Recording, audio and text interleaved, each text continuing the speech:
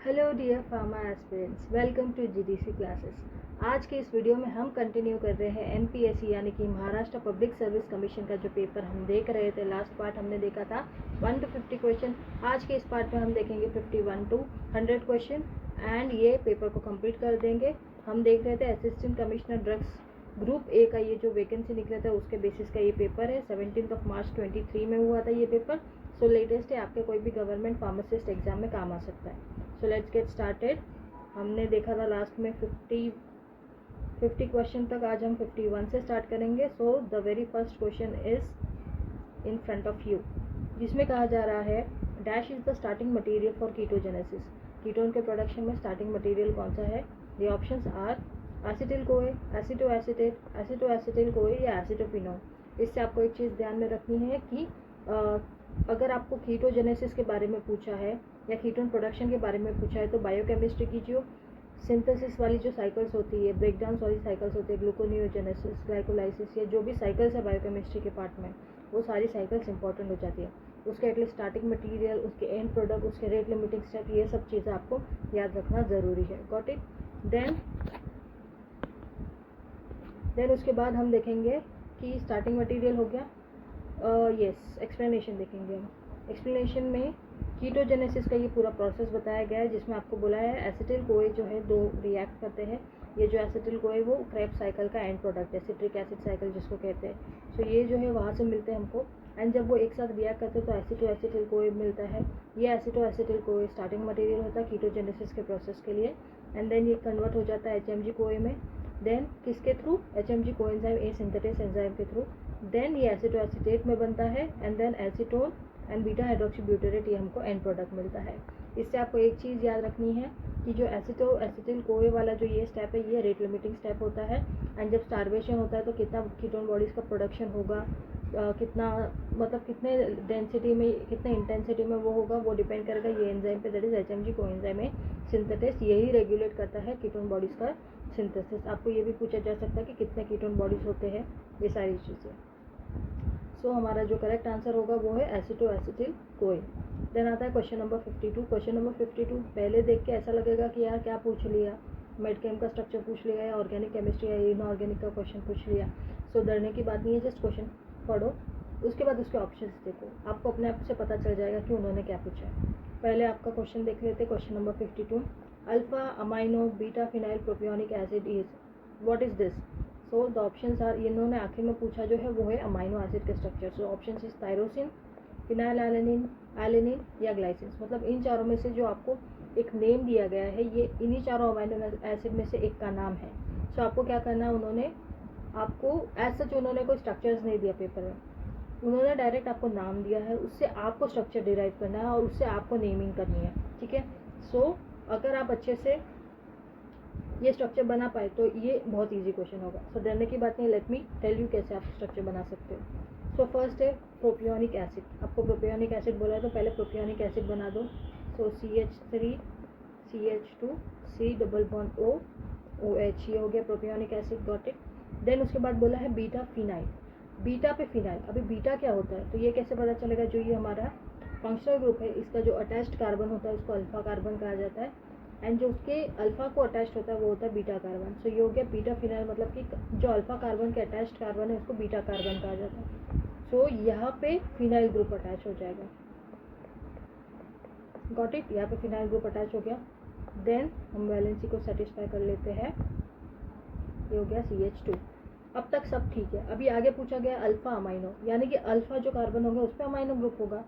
So alpha carbon पे amino group attach कर देते हैं। ठीक है? एंड कर देते हैं वैलेंसी को सेटिस्फाई। ये हो गया हमारा alpha amino beta phenyl propionic acid. कितना सिंपल था। ठीक है? ब्रेक डाउन करके हम लोग ने एक एक स्ट्रक्चर को ज्वाइन कर दिया और हमको ये स्ट्रक्चर मिल गया। अभी आपको पूछा गया है कि ये जो स्ट्रक्चर है वो कौन से अमाइनो एसिड का है, तो आपको अमाइनो एसिड के स्ट्रक्चर्स, अमाइनो एसिड के जो 1 सिंगल लेटर नेम्स होते हैं, ट्रिपल लेटर नेम्स होते हैं, वो जो है वो सारी चीज़ें याद रखनी है। एंड एक बार देख लीजिए कि अमाइनो एसिड किस तरह से बनता है। तो ये जो पर्टिकुलर अमाइनो एसिड है वो है फिनाइल एलेनिन का। फिनाइल एलेनिन अमाइनो एसिड का स्ट्रक्चर दिया गया है।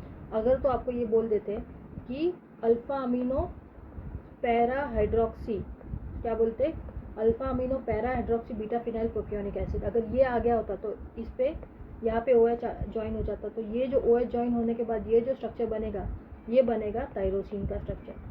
तो ज़्यादा से ज़्यादा अगर आपको कन्फ्यूजन होता तो फिनाइल एलेनिन और टायरोसिन में से एक का कन्फ्यूजन होता। बस टायरोसिन में यही फ़र्क है कि यहाँ पे OH ऐड हो जाएगा फिनाइल रिंग के पैरा पोजीशन पे, ठीक है। सो ये हो गया टायरोसिन का स्ट्रक्चर, लेकिन हमको पूछा गया है फिनाइल एलेनिन का स्ट्रक्चर और हमने देख लिया कि किस तरह से बनाया जाता है। नेक्स्ट आपको पूछा ग्लाइसिन और एलेनिन। अगर हम देख रहे हैं तो एक बार ये चीज़ें भी देख लेते हैं कि ग्लाइसिन किस तरह से दिखता है। So C double bond O OH, then उसके बाद आता है कार्बन NH2 H और H, ये हो गया ग्लाइसिन का स्ट्रक्चर, ठीक है। So C double bond OH, 2 carbon होते हैं एंड उसके बाद होता है एक NH2 आ गया और ये नॉर्मल हमारा कार्बन ग्रुप का जो वैलेंसी सेटिस्फाई करता है। तो ये जो H है, ये वाला जो आपको H दिख रहा है, ये हो गया ग्लाइसिन का स्ट्रक्चर। और यही H को जब हम रिप्लेस करके CH3 डाल देते हैं, सो ये जो स्ट्रक्चर बनेगा वो बनता है एलेनिन का स्ट्रक्चर। Got it. सो इस तरह से आपको सारे स्ट्रक्चर को याद रखना है। तो ये हो गया हमारा ग्लाइसिन का स्ट्रक्चर और ये हो गया हमारा एलेनिन का स्ट्रक्चर। इतना सिंपल स्ट्रक्चर था। देन उसके बाद आता है क्वेश्चन नंबर 53 पे। क्वेश्चन नंबर 53 कह रहा है कि dash are the chief source of histamine in the circulating cells. जो हिस्टामिन है उसका सोर्स पूछा गया है एंड ऑप्शन से इरिथ्रोसाइट, लिम्फोसाइट, बेसोफिल या न्यूट्रोफिल। एंड ये भी एक सिंपल क्वेश्चन था कि हिस्टामिन कहाँ से रिलीज होता है, बेसोफिल से रिलीज होता है प्लस मास्ट सेल। जो मास्ट सेल होते हैं वहाँ से हिस्टामिन रिलीज होता है। तो अगर हम हिस्टामिन तक पहुँच गए हैं, ये अगेन ब्लड से क्वेश्चन, हमने पार्ट 1 में देखा था कि कितने ब्लड रिलेटेड क्वेश्चन पूछा गया था। तो इस पेपर में ज़्यादा से ज़्यादा बेसिक से पूछे गए थे। तो हम देख लेते हैं हिस्टामिन का मैकेनिज्म ऑफ एक्शन। ये रहा हिस्टामिन। हिस्टामिन रिलीज होने के बाद उसके रिसेप्टर्स पे एक्ट करता है।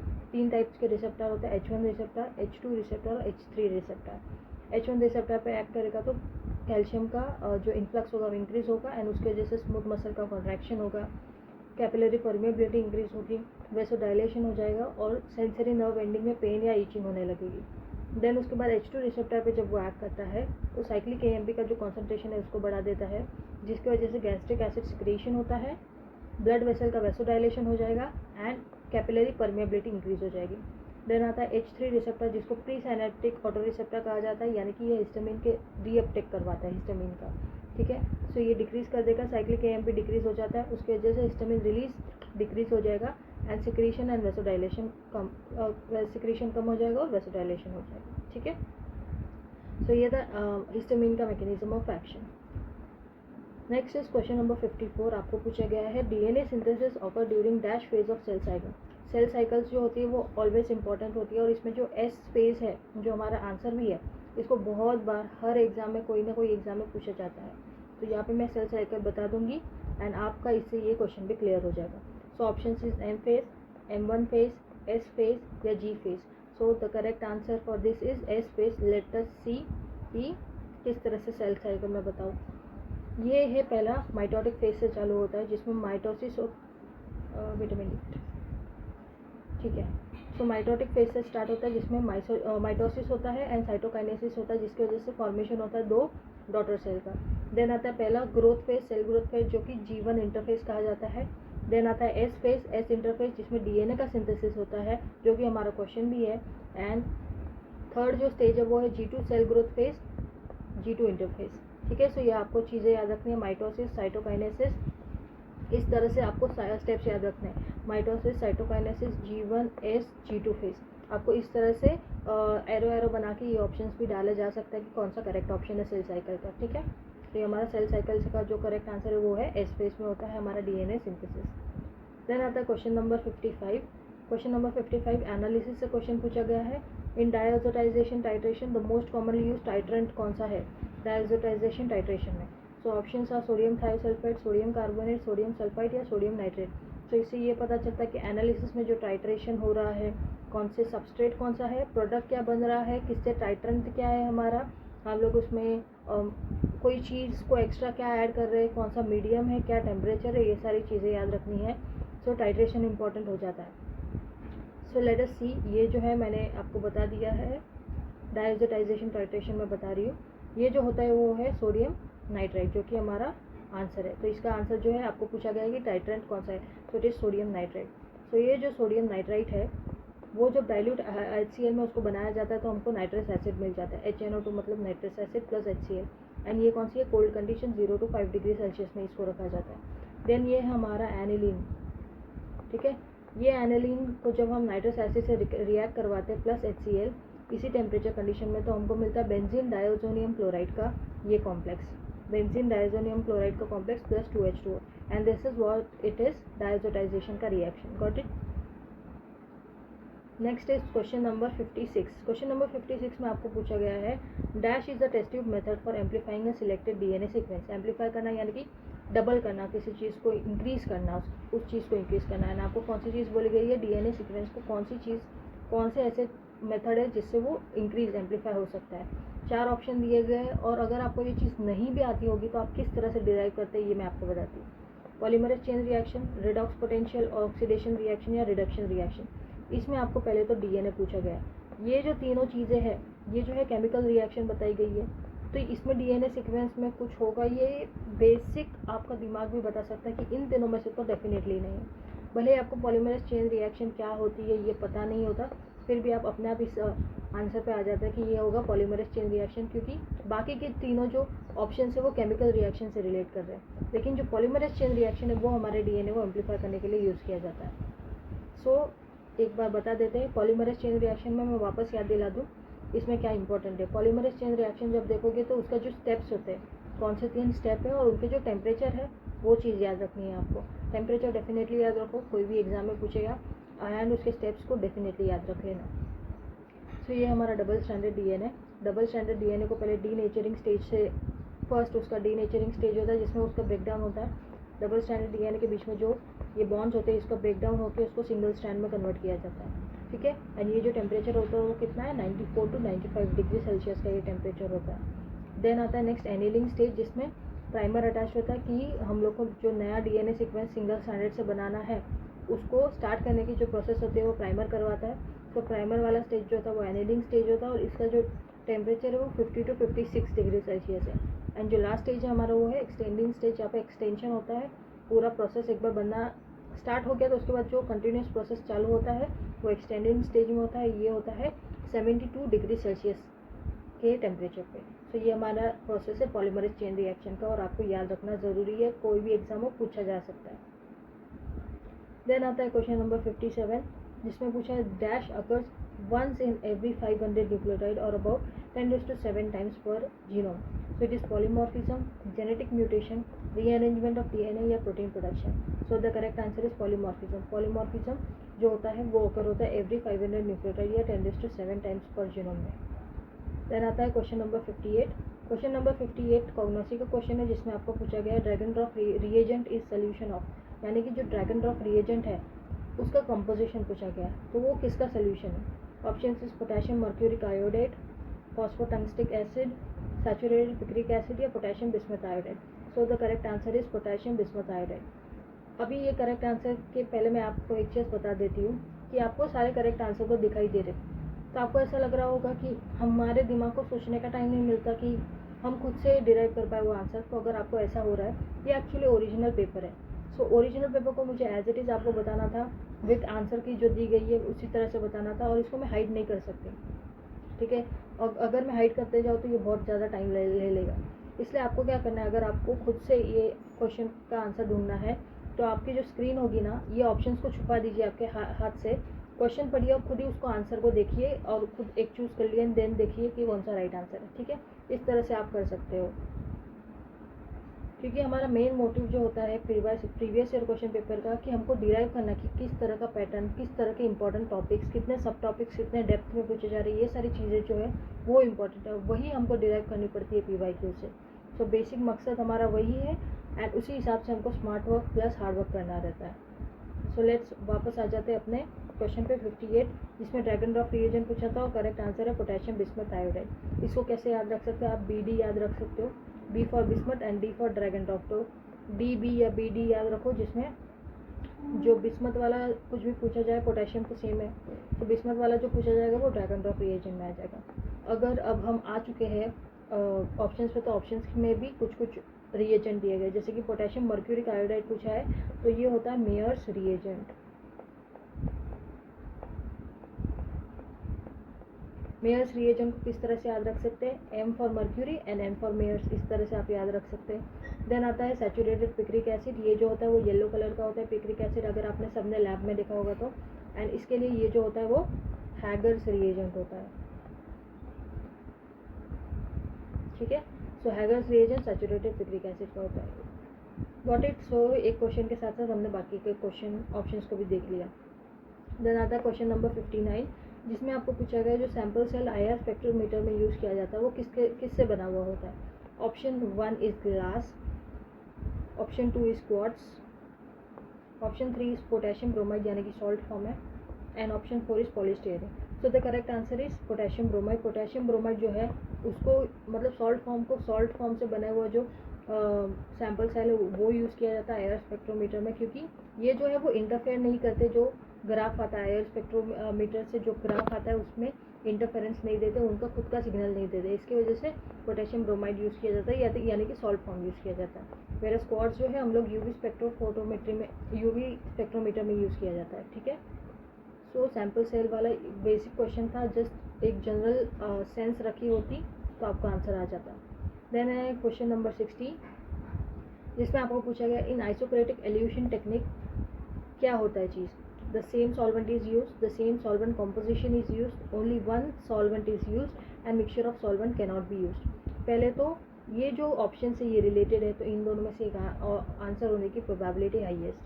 और ये जो आइसोक्रेटिक एल्यूशन है ये बेसिक्स ऑफ एनालिसिस से पूछा गया है। ये जो आइसोक्रेटिक एल्यूशन होता है मतलब जो हम लोग सॉल्वेंट का कॉम्पोजिशन यूज़ करते हैं वो सेम रहता है through out the column processing. Column का जो भी प्रोसेस है या जो भी आप प्रोसेस कर रहे हो वो थ्रू आउट वही कंपोजिशन रहता है सारे सॉल्वेंट का। So same solvent is used ऐसा नहीं है, जो सॉल्वेंट कॉम्पोजिशन है यानी कि डिफरेंट सॉल्वेंट जो भी यूज़ करें लेकिन वो प्रोपोर्शन जो होगा डिफरेंट सॉल्वेंट में, ABC सॉल्वेंट यूज़ कर रहे हैं तो इसका जो कंपोजिशन होगा जैसे कि A को 2:1:1 सपोज यूज़ कर रहे हैं तो ये जो कंपोजिशन होगा ये throughout the column processing या throughout the column producing जो है वो सेम रहेगा। Same solvent is not use, जैसे कि मैंने अभी बताया ABC ये 3 डिफरेंट सॉल्वेंट हो गए तो उनका जो कंपोजिशन यानी कि रेशियो प्रोपोर्शन जो होता है वो सेम रहता है थ्रू आउट द प्रोसेस। इसको कहा जाता है आइसोक्रेटिक एल्यूशन। एंड इसका अपोजिट जो होता है वो होता है ग्रेडियंट एल्यूशन, जिसमें क्या होता है कंपोजिशन जो होता है सॉल्वेंट का कंपोजिशन जो होता है वो चेंज होते रहता है, ठीक है। ये बात याद में रखना, ग्रेडियंट वाले में सॉल्वेंट का कंपोजिशन जो है वो चेंज होता रहता है। Next is in normal phase chromatography stationary phase is polar, non polar, moderately polar या weak adsorbent. So the correct answer is polar.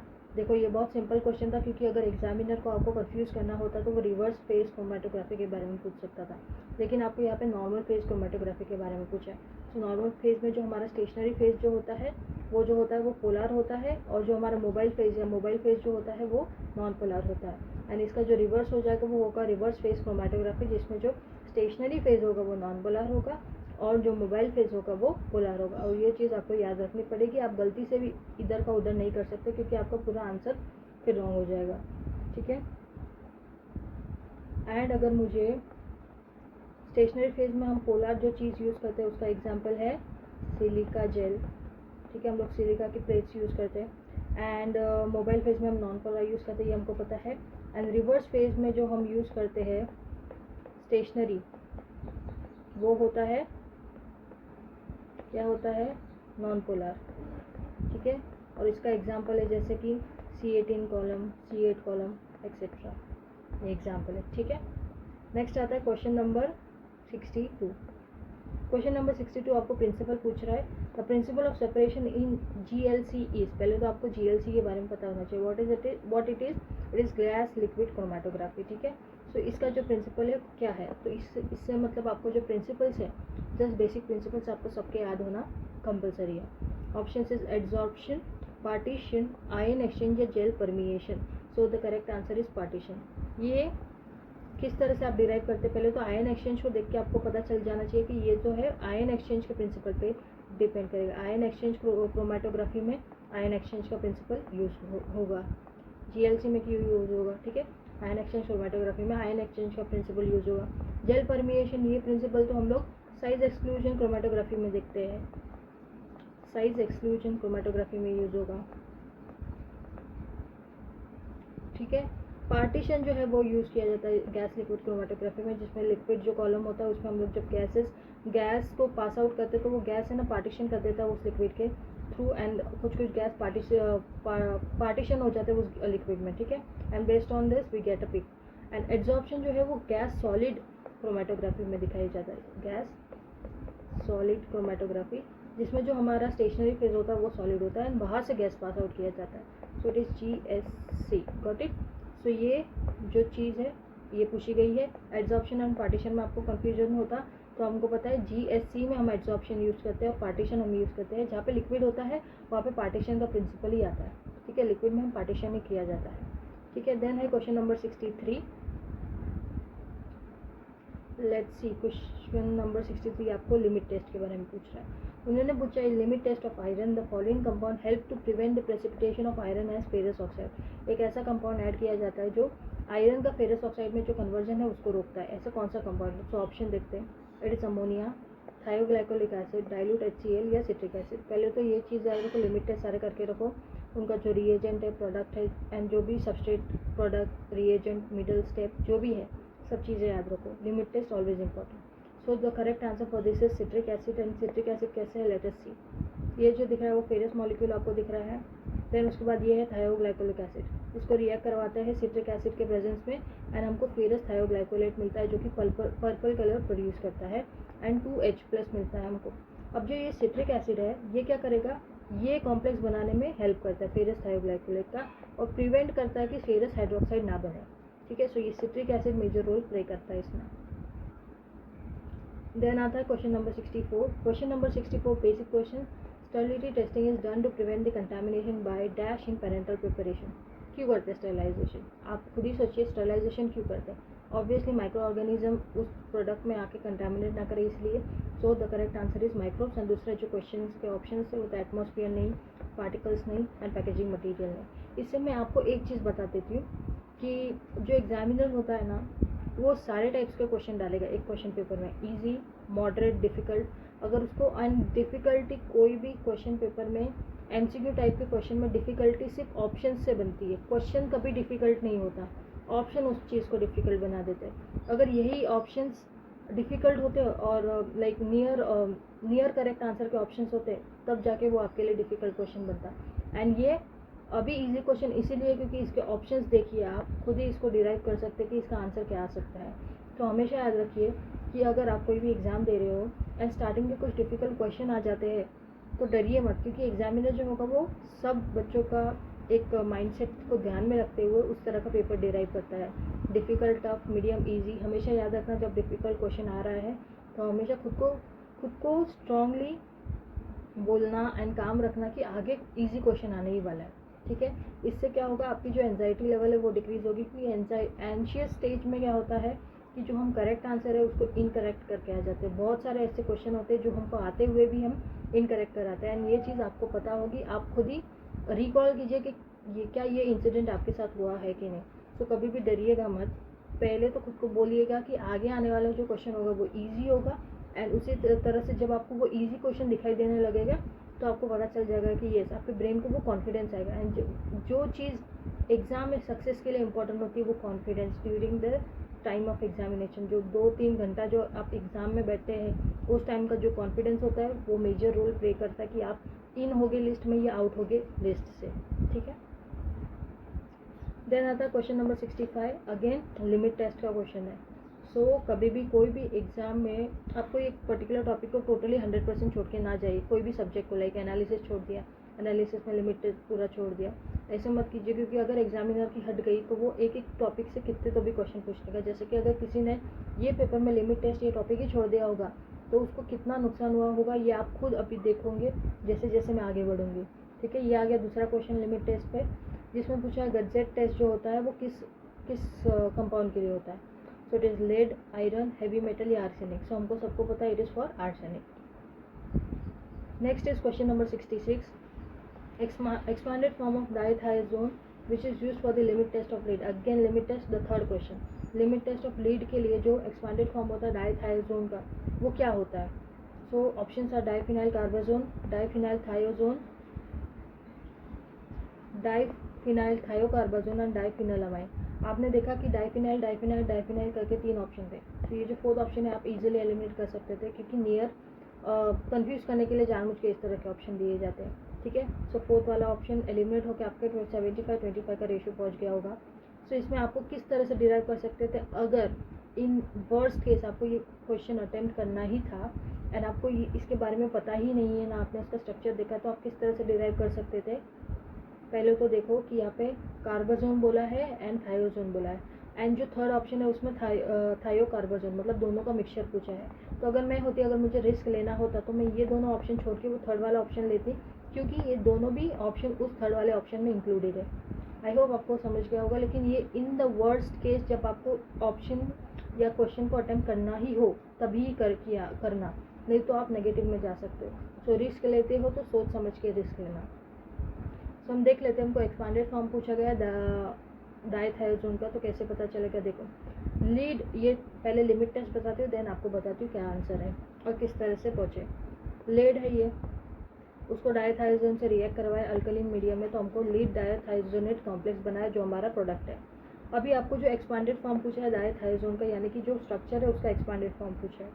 सो जो ऑप्शन है वो है डाइफिनाइल थायोकार्बाजोन। कैसा है, डाइफिनाइल, दिख रहे 2 फिनाइल, थायो, जब 2 C++ दिख रहा है तो ये जो एस सल्फर को हम लोग मर्कैप्टो भी बोलते हैं, थायो भी बोलते हैं, ठीक है। तो इसी से वो थायो ग्रुप आ गया। एंड कार्बाजोन बोला है, एंड कार्बाजोन क्या होता है, जब ये जो C++ है, जब C++ O होता है तब उसको हम कार्बाजोन बोलते हैं, लेकिन यहाँ पे थायो है इसलिए थायो कार्बाजोन बोलते हैं। तो ये जो रिमेनिंग पार्ट है ये कार्बाजोन का पार्ट है। तो इसलिए डाइथायोजोन क्या है, ये डाइफिनाइल थायोकार्बाजोन का स्ट्रक्चर जो है वो है डाइथायोजोन, और इसी को पूछा गया, इसका एक्सपांडेड फॉर्म पूछा गया।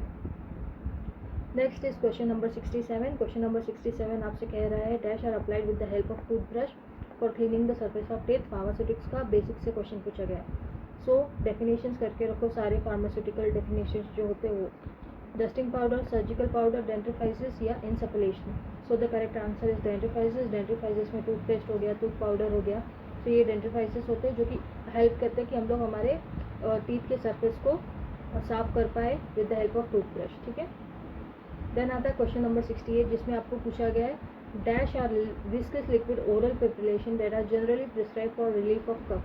कफ के रिलीफ के लिए कौन सा प्रिपरेशन प्रिस्क्राइब किया जाता है, लिनीमेंट, एलिक्सर, लिंक्टस या गार्गल। इसमें भी अगेन डेफिनेशन किए होते तो आपको आ जाता है linctus is the correct answer, जो कि कफ प्रिपरेशन के लिए यूज़ किया जाता है। आपको कंफ्यूज करने के लिए लिनीमेंट ये ऑप्शन दिया गया। कैसे, जब हम बोलते हैं ना हाफ नॉलेज लेके जाते हैं ना और प्रॉपरली रिविजन नहीं हो पाता, तो क्या चीज़ होती है, हमको है ना कुछ चीज़ें याद आती रहती है कि यार कुछ तो एल से स्टार्टिंग था, कफ रिलीफ के लिए कुछ तो एल से स्टार्टिंग था। तो आप ही को कंफ्यूज करने के लिए उन्होंने एल से 2 ऑप्शन डाल दिए ताकि आप कंफ्यूज हो सको एंड जब तक आप कॉन्फिडेंट ना हो उस पर्टिकुलर ऑप्शन पे वो आप टिक नहीं करोगे। सो इसी तरह से एग्जामिनर हमारे माइंड से, हमारे साइकोलॉजी से खेलता है। तो जो भी करके जाओ, जितना भी करके जाओ, उसको डेफिनेटली 100% तक करके जाना। ऐसा नहीं कि एक को मतलब कंप्लीट हो गया लेकिन वो प्रॉपरली कंप्लीट नहीं हुआ है कोई भी टॉपिक, ठीक है। कम करोगे तो भी अच्छे से करके जाना, ज़्यादा करते तो वो भी पूरा अच्छे से करके जाना। सो इसका आंसर ये हो गया लिंक्टस। देन आता है बाकी के क्वेश्चन हम देख लेते हैं, बाकी का जो ऑप्शंस है। लिनीमेंट्स क्या होता है, liniments are alcoholic plus oily preparation होते हैं, अल्कोहलिक प्लस ऑयली प्रिपरेशन होते हैं, जो कि एक्सटर्नल एप्लीकेशन में हम यूज़ करते हैं with rubbing on the affected area, ठीक है। अफेक्टेड एरिया पे रब करने से अल्कोहलिक ऑयली प्रिपरेशन है और रब करके हम लगाते हैं, वेयर जो लोशन होते हैं वो रबिंग से नहीं लगाते हैं। देन आता है एलिक्सर। एलिक्सर जो होता है वो है स्वीटन हाइड्रो अल्कोहलिक प्रिपरेशन, ठीक है। देन गार्गल क्या होता है, गार्गल इज एक्वियस सोल्यूशन होता है जो कि हम गार्गलिंग के प्रोसेस से या गार्गलिंग के मूवमेंट से यूज़ किया जाता है टू ऑब्टेन लोकल इफेक्ट। कहाँ पे, to obtain local effect nasopharynx में एंड फेरिंग्स में,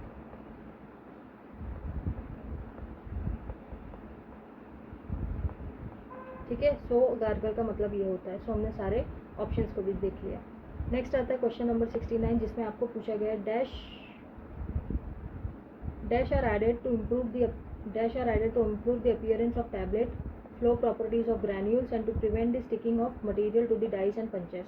So dies and punches में मटीरियल स्टिक ना हो, फ्लो प्रॉपर्टी इंक्रीज हो, इसके लिए हम लोग क्या यूज़ करते हैं? Option is disintegrating agent, lubricant, binding agent या diluent. So the correct answer is lubricating agent. हम आराम से इस पे कैसे पहुंच सकते थे? डिसइंटीग्रेटिंग एजेंट डिसइंटीग्रेशन के लिए हेल्प करेगा. बाइंडिंग एजेंट तो किसी चीज़ को जोड़ने का काम करेगा. डाइल्यूएंट तो हम लोग जब बल्क बढ़ाना होता है एक मेडिसिन का, जब उसका डोसेज फॉर्म कम होता है और हमको उसको बल्क बढ़ाना होता है, तब हम लोग डाइल्यूएंट्स को यूज़ करते हैं. So the correct answer would be the lubricant. Then आता है क्वेश्चन नंबर 70. क्वेश्चन नंबर 70 पे मूव करने से पहले मैं आपको बता दूं, आपको कोई भी चीज़ हो, हमारे GDC ऐप को डाउनलोड कीजिए फ्रॉम प्ले स्टोर. ये जो ऐप में है ना, आपको फ्री ड्रग इंस्पेक्टर के टेस्ट सीरीज़ मिलेंगे, फ्री में अवेलेबल है. इसका फ़ायदा उठाइए. पहले जाके GDC ऐप डाउनलोड कीजिए, वहाँ पे फ्री के ड्रग इंस्पेक्टर के सैम्पल टेस्ट आपको मिल जाएंगे, जो आप आराम से बैठ के सॉल्व कर सकते हो. ठीक है.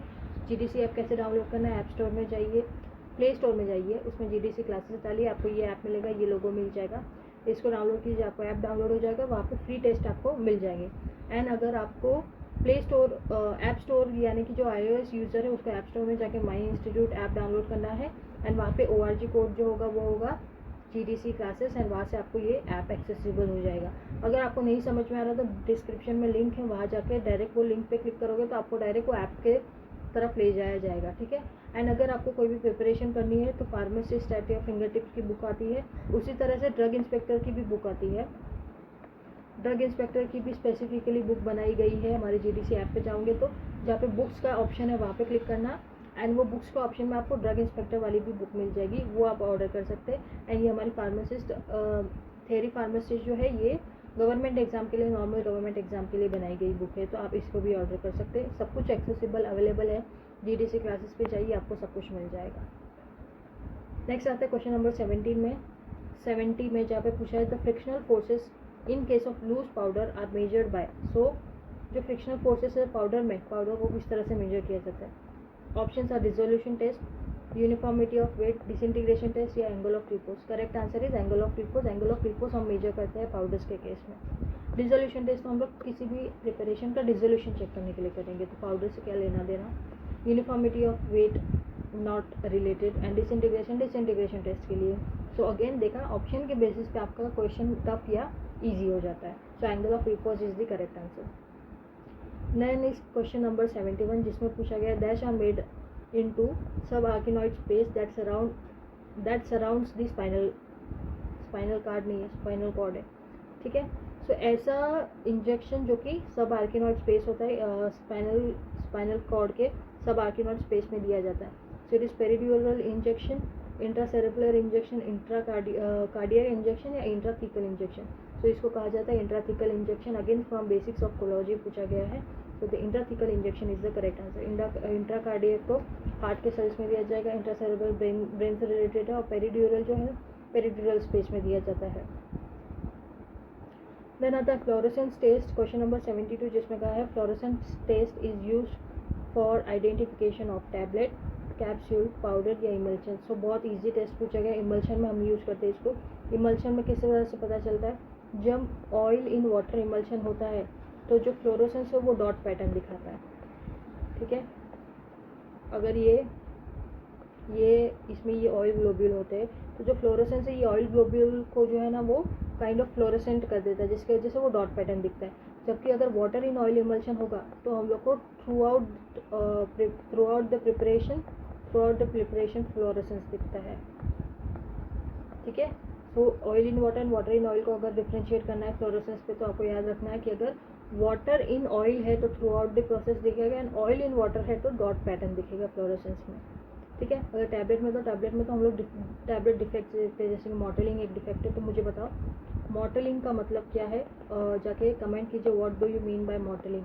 मॉटलिंग जो डिफेक्ट है टैबलेट्स में उसका मतलब क्या है? Comment down below. Then capsule and powder के बेसिस पे. देन आता है ज्यूरिस्प्रूडेंस का क्वेश्चन. मैं आपको बताऊंगी अगर आपने शेड्यूल्स बहुत अच्छे से किए होते ना, ये पेपर के लिए आपके लिए ये केक वॉक था.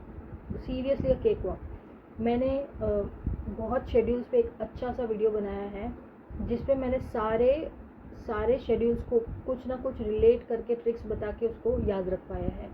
वो कुछ 1 घंटे का भी वीडियो है और 12 मिनट का भी वीडियो है, लेकिन वो अब तक GDC के चैनल पे रिलीज़ नहीं हुआ है। जब भी रिलीज़ होगा आपको मिल जाएगा, या तो फिर वो ऐप पे रिलीज़ हो जाएगा या तो फिर यूट्यूब पे रिलीज़ हो जाएगा, लेकिन वो यूट्यूब पे भी डेफिनेटली रिलीज़ होने वाला है। तो आप जाके ये जो चैनल देख रहे हैं आप GDC क्लासेस, इसको सब्सक्राइब करके रखिए। जब भी वो शेड्यूल वाला वीडियो रिलीज़ होगा प्लीज़ जाके देखना। सारे A to Z शेड्यूल को, जितने भी मतलब कि फ्रॉम फर्स्ट टू एंड जितने भी शेड्यूल से सबको मैंने रिलेट करके एंड ट्रिक से रिलेट करवाया है, जो definitely 100% I am guaranteeing you कि आपको याद ही रहेगा। एंड ये जो क्वेश्चन पेपर में इतने शेड्यूल के क्वेश्चन पूछे कि अगर आपने शेड्यूल्स एकदम कर लिया होता विदाउट कन्फ्यूजन एकदम 100%, तो ये आपके लिए डेफिनेटली केक वॉक था। अब स्टार्ट करते हैं। क्वेश्चन नंबर 73 जो कहता है list of Ayurvedic and Unani poisons including Siddha special provisions are included in. Poison आ गया तो इससे याद आ जाना चाहिए ये ई शेड्यूल से रिलेटेड है। E2 तो कोई शेड्यूल होता नहीं, it is E1, so E1 is the correct answer. दूसरा ऑप्शन है F1 और पीछे जो है वो है F2। सो E1 से मैंने किस तरह से याद रखवाया था अपने शेड्यूल वाले वीडियो में, मैंने हमेशा बोलते हैं पॉइजन पी। सो P से हम लोग P फॉर पॉइजन याद रखना, E फॉर शेड्यूल याद रखना, पॉइजन P, सो P से E, इस तरह से मैंने याद रखवाया था, ठीक है। एंड E2 कोई शेड्यूल नहीं होता। F1 जो है वो ब्लड रिलेटेड वैक्सीन एंड सीरास होते हैं, इसको भी मैंने किस तरह से याद रखना वो पूरा वो वीडियो में आप जब एक्सेसिबल हो जाएगा, जब अवेलेबल हो जाएगा एंड कुछ ही दिनों में ये रिलीज़ हो जाएगा, तो आप जाके वो ज़रूर से देखना। F1 जो है वो किससे रिलेट करता है, वैक्सीन एंड सीरास है, वो सारी चीज़ें मिलेगी F1 में। एंड जो F2 रहेगा वो सर्जिकल ड्रेसिंग का रिलेशन रखता है, it is regarding surgical dressing, ठीक है। स्टैंडर्ड फॉर सर्जिकल ड्रेसिंग जो है वो F2 में दिया जाएगा। देन आता है अगेन जूरिस्प्रूडेंस के बहुत सारे क्वेश्चन पूछे गए। अगर आप एक इंस्पेक्टर बनने वाले हो तो आपको रूल्स लॉज रेगुलेशंस आपकी फिंगर टिप्स पे होना चाहिए। ये बेसिकली बोलते हैं ना एक एक्सपेक्टेशंस रहती है, इसलिए जूरिस्प्रूडेंस इंपॉर्टेंट हो जाता है अगर आप ड्रग इंस्पेक्टर जैसे एग्जाम देते हो तो। So the first edition of Indian pharmacopoeia was bought out in. जो फर्स्ट एडिशन था हमेशा कितने तो भी एग्जाम्स में पूछा जाता है फर्स्ट एडिशन कब रिलीज़ हुआ था। ऑप्शन इज 1955, 1956, 1957 या 1958। सो करेक्ट आंसर इज 1955 में रिलीज़ हुआ है। आप मुझे कमेंट करके बताइए कि टोटल कितने अब तक हाउ टोटल IP कितने रिलीज़ हुए अब तक, कितने टोटल IP रिलीज़ हुए रिलीज टिल नाउ, और लेटेस्ट वाला जो है वो कौन सा है, लेटेस्ट वाले का ईयर बताओ और टोटल अब तक कितने रिलीज़ हुए हैं ये बताओ मुझे, ठीक है। कमेंट करके बताओ, आपके ऊपर है, आप कमेंट करना है मत करो, नहीं करना है तो करो, नहीं करना है मत करो, not forcing you, but it is for your benefit. आपको ऐसा लगता होगा कि आपका कमेंट पढ़ के कोई दूसरा ज्ञानी हो जाएगा, ऐसा नहीं होता। जिसको ज्ञानी होना होता है ना वो कमेंट देगा भी, उसको पता है कि उसने जितना पढ़ा है और दूसरे ने कितना पढ़ा है, वो उसको खुद से खुद को कंपेयर करना है, बाकियों से नहीं, बाकी आपकी मर्जी।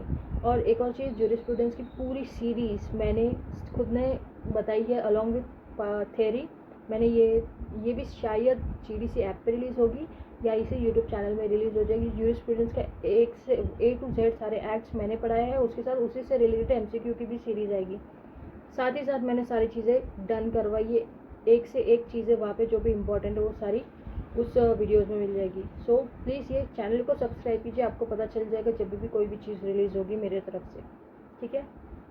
सो the question number 75 says that following are the ex officio member of PCI except. PCI pharmacy council of India के फॉलोइंग एक्स ऑफिशियो मेंबर्स है, एक्सेप्ट कौन से, एक्सेप्ट इसमें से कोई एक जो है वो नहीं है। Option is drug controller of India, director general of health services, director of central drug laboratory या drug inspector. So correct answer is drug inspector जो है वो PCI का एक्स ऑफिशियो मेंबर नहीं होता, ठीक है। ये जो तीनों होते हैं वो एक्स ऑफिशियो मेंबर होते हैं, और एक्स ऑफिशियो मेंबर भी 3 ही होते हैं सिर्फ। तो हम देख लेते हैं PCI का मेंबर्स ऑफ PCI, ठीक है। ये वही जो मैंने MCQ सीरीज अभी आपको जूरिस्प्रूडेंस की बताई, वहाँ से ही मैंने ये कटआउट अटैच किया गया है। सो मेंबर ऑफ PCI जिसमें पूछा है इलेक्टेड मेंबर्स होते हैं, नॉमिनेटेड मेंबर्स होते हैं और एक्स ऑफिशियो मेंबर होते हैं। इलेक्टेड मेंबर्स 8 होते हैं, नॉमिनेटेड 9 होते हैं और एक्स ऑफिशियो है वो 3 है। एक्स ऑफिशियो आपको पूछा गया है, so it is director general of health service, director of CDL and drug controller of India, drug inspector नहीं है। बाकी के एक बार देख लेते हैं, जस्ट गो थ्रू करते हैं। इलेक्टेड मेंबर में 6 मेंबर जो होते हैं वो UGC इलेक्ट करता है, 1 मेंबर जो होता है वो मेडिकल काउंसिल ऑफ इंडिया से होता है और 1 मेंबर जो होता है वो फार्मासिस्ट होता है from each state, representing each state. Then आता है नॉमिनेटेड मेंबर में टोटल 9 मेंबर होते हैं। 6 मेंबर में से एटलीस्ट 4 को पोजेस करना पड़ता है डिग्री या डिप्लोमा इन फार्मेसी। 2 मेंबर होते हैं, उसमें से एक यूजीसी से होता है, एक एआईसीटी से नॉमिनेटेड होता है, और एक मेंबर जो होता है अगेन फार्मासिस्ट होता है, जो ईच स्टेट नॉमिनेट करके भेजता है। ठीक है, ये है मेंबर्स ऑफ पीसीआई। तो मेंबर्स का कंपोजिशन ज्यूरिस्प्रूडेंस के टर्म्स में इंपॉर्टेंट होता है। देन आता है क्वेश्चन नंबर 76, अगेन ज्यूरिस्प्रूडेंस का ही क्वेश्चन है। According to which act the advertisement including any notice, circular, label, wrapper or any other document announcement made orally or by any means of producing or transmitting light, sound or smoke is what? ये definition पूछी गई। Same to same इसी wordings में मैंने वो definition भी पढ़ाई है। So the option is the pharmacy act, drug and magic remedies act, the poison act या पेटेंट एक्ट। बहुत सिंपल है। Drug and magic remedy act को अगर हम लोग उसका फुल फॉर्म देखें, drug and magic remedy act objectionable advertisement act है। ऑब्जेक्शनेबल इसका फुल फॉर्म ही है, ऑब्जेक्शनेबल एडवर्टीजमेंट एक्ट इसको बोला जाता है। ठीक है, so the correct answer is drug and magic remedy act. जो फार्मेसी एक्ट वो फार्मेसी प्रोफेशन को रेगुलेट करता है, पॉइजन एक्ट पॉइजन को रेगुलेशन करवाता है, और पेटेंट एक्ट पेटेंट से रिलेट करता है। ठीक है, देन आता है क्वेश्चन नंबर 77। क्वेश्चन नंबर 77 पूछ रहा है according to excise duty act of 1955 who is the licensing authority in case of bonded manufacturing of alcoholic preparation. यहाँ पे बॉन्डेड मैन्युफैक्चरिंग पूछा गया है, और ये जो medicinal and toilet preparation act होता है वहाँ से क्वेश्चन पूछा गया है। सो अल्कोहलिक प्रिपरेशन में जो बॉन्डेड मैन्युफैक्चरिंग होती है उसकी लाइसेंसिंग अथॉरिटी, उसको लाइसेंस देने का काम किसका होता है? Excise officer, drug inspector, narcotic officer या excise commissioner. So the correct answer is excise commissioner. जो होता है बॉन्डेड मैन्युफैक्चरिंग में एक्साइज कमिश्नर रिस्पॉन्सिबल होता है, लेकिन अगर वो नॉन बॉन्डेड मैन्युफैक्चरिंग है तो एक्साइज ऑफिसर होता है, एंड ये एक्साइज ऑफिसर को स्टेट गवर्नमेंट अपॉइंट करता है। ठीक है, सो स्टेट गवर्नमेंट एक्साइज ऑफिसर को अपॉइंट करता है इन case of non bonded manufacturing which is dealing with alcoholic preparation. इस चीज़ को दिमाग में गांठ बांध के याद रख लो। ड्रग इंस्पेक्टर नहीं होता, और नार्कोटिक ऑफिसर एनडीपीएस वाले एक्ट में आ जाता है। ठीक है, ये क्वेश्चन हो गया। देन आता है क्वेश्चन नंबर 78 जिसमें पूछा गया है the drugs and substances specified in which schedule of NDPS, that is Narcotic Drug and Psychotropic Substance Act of 1985, are generally prohibited from importing into and exporting out of India। ऐसे कौन से drug and substance है narcotic act के तहत जो कि import करने से एंड एक्सपोर्ट करने से प्रोहिबिटेड है? Schedule options are schedule 1, schedule 2, schedule 3 या schedule 4। So let us see what are all schedules. आपको दिख रहा होगा शेड्यूल 1 जिसमें कहा गया list of ND in the sense narcotic drugs, PS यानी कि psychotropic substances whose manufacturing, possession, transport, export, import, sale, purchase, consumption and etcetera is prohibited. ठीक है, ये सब प्रोहिबिटेड है। टोटल 41 है उस लिस्ट में। नार्कोटिक ड्रग्स में आता है coca, cannabis, heroin, atropine etcetera, and psychotropics में लाइसरजाइड, देन टेट्राजेपाम, ये सब चीज़ें। आपको ये सब इन डिटेल याद नहीं रखना, आपको सिर्फ शेड्यूल याद रखना कि क्या क्या है शेड्यूल में। अब जब हमने शेड्यूल 1 देख लिया है तो क्या पता नेक्स्ट टाइम कुछ और पूछ ले, तो देख लेते हैं। शेड्यूल 2 क्या होता है? This are the substance under this can be imported और एक्सपोर्टेड अंडर ऑथोराइज लाइसेंस। मतलब ये जो वो सब्सटेंस होता है जो लाइसेंस के थ्रू एक्सपोर्ट या इम्पोर्ट किया जा सकता है। So it is schedule 2 means they are permitted but only through licence. Schedule 3 कहता है कि list of drugs which require special compliance for export after obtaining permission in form 5। मतलब स्पेशल रिक्वायरमेंट है इसका, अगर इसका एक्सपोर्ट करना है तो कुछ स्पेशल रिक्वायरमेंट पूरी करनी पड़ती है। एंड शेड्यूल 4 कहता है 22 narcotic drugs and psychotropic substance which export is prohibited to certain countries specified in the schedule. तो कुछ कुछ कंट्री में इसका एक्सपोर्ट जो होगा वो प्रोहिबिटेड होगा, ऐसा जो दिया गया है वो शेड्यूल 4 में दिया गया। नेक्स्ट इज क्वेश्चन नंबर 79 जिसमें आपको बोला है the drugs are statutorily recognised as essential commodity, non essential commodity, schedule formulation and non schedule formulation. ये जो पर्टिकुलर टॉपिक है वो है drug price control order act जो है उससे पूछा गया है, एंड जिसमें पूछा गया है ड्रग्स को क्या रिकग्नाइज करते हैं। तो ड्रग्स को एसेंशियल कमोडिटीज़ की तरह रिकग्नाइज करते हैं as per essential commodity act. ठीक है, ये फर्स्ट ही लाइन, ये जो एक्ट देखोगे तो ये फर्स्ट ही लाइन में दिया हुआ होता है कि drugs is as per essential commodity act, drug is categorised as essential commodity. ठीक है, देन आता है क्वेश्चन नंबर 18 जिसमें पूछा according to drug price control order. Same question, मतलब सेम टॉपिक से कम 2 क्वेश्चन तो इस पेपर में पूछे ही गए। According to Drug Price Control Order 2013, schedule formulation means any formulation including in dash schedules of the act. कौन सा schedule of the act में schedule formulation बोला जाता है? It is first, second, third और fourth. So the correct answer is the second schedule में बोला जाता है. ये जो है ये 3 शेड्यूल्स दिख रहे हैं आपको. 3 शेड्यूल होते हैं. ये DPC that is drug price control order में 3 शेड्यूल होते हैं, जिसमें से शेड्यूल 1 बताता है list of bulk drugs. Schedule 2 बताता है फॉर्म्स ऑफ अप्रूवल और revision of prices of schedule formulation. तो आ गया ना, शेड्यूल फॉर्मुलेशन जो है वो सेकेंड शेड्यूल में दिया गया है. और शेड्यूल 3 में बोला है maximum pre tax return as sales turnover of manufactured importer of formulation ABC category जो होगी वो शेड्यूल 3 में होगी. सो हमारा जो करेक्ट आंसर है वो है शेड्यूल सेकेंड एंड शेड्यूल 4 करके कोई शेड्यूल ही नहीं है, जस्ट कन्फ्यूजन के लिए डाला गया.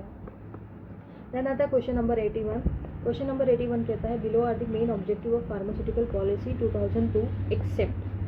हमेशा क्वेश्चन को ध्यान से पढ़िए, आपको क्या पूछा है, करेक्ट, इनकरेक्ट, एक्सेप्ट या क्या पूछा गया है. सो एक्सेप्ट पूछा गया कि ये जो 4 ऑप्शन दिए इसमें से 3 तो ऑब्जेक्टिव है, लेकिन एक जो है वो ऑब्जेक्टिव नहीं है.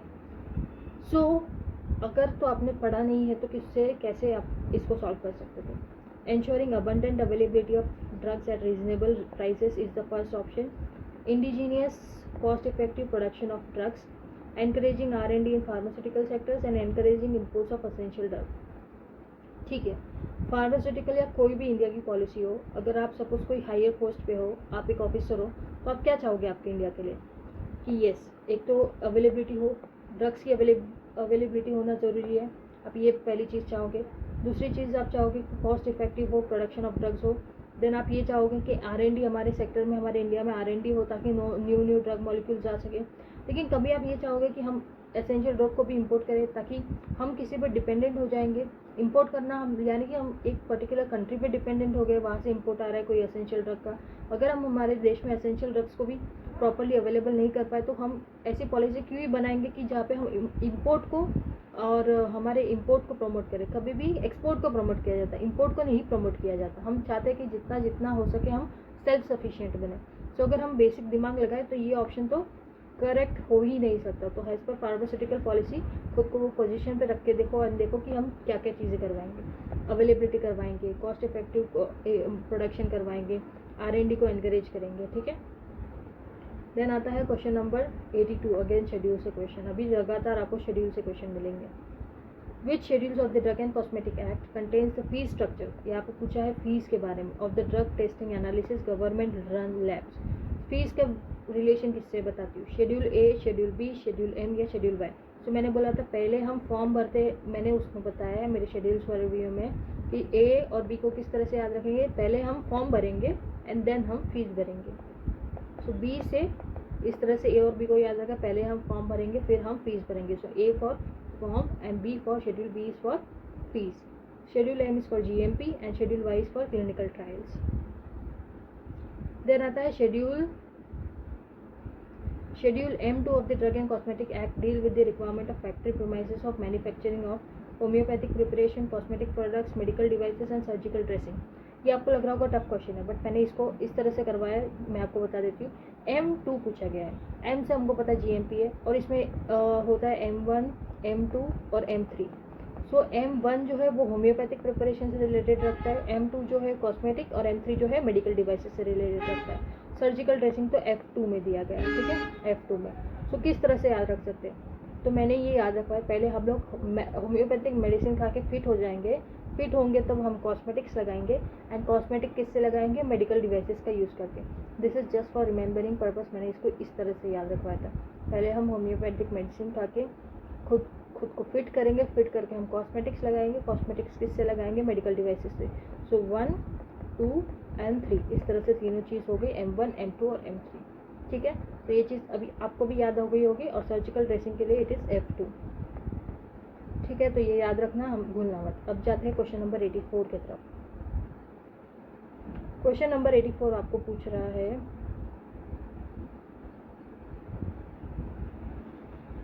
According to Drug and Cosmetic Act of 1940, which following categories of drug is prohibited from import into India?